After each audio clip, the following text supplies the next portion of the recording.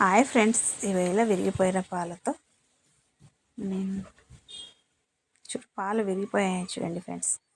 మొత్తం ఇలాగా పొయ్యి మీద పెట్టుకొని మొత్తం కుక్ చేసేసుకుంటామండి. చేసుకున్న తర్వాత చూడండి ఇలా వచ్చింది. ఇలా వచ్చిన తర్వాత మొత్తం వాటర్ అంతా వంపుకొని వాటర్ వేసి బాగా కడిగేసేయాలి. కడిగేస్తే బాగుంటుంది టేస్ట్. ఇలా మొత్తం తీసిన తర్వాత వాటర్లో క్లీన్గా కడిగేసుకొని తీసుకున్నా. చూడండి,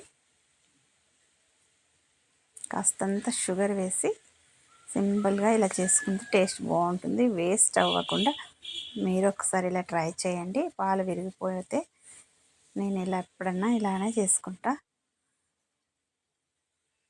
చూడండి, కవలాగా ఉంటుంది, బాగుంటుంది టేస్ట్. మీరు ఒకసారి ఇలా ట్రై చేసుకొని తినండి ఫ్రెండ్స్, సూపర్ టేస్ట్ ఉంటుంది. చూడండి ఎంత సూపర్గా ఉంది టేస్ట్. Bye friends.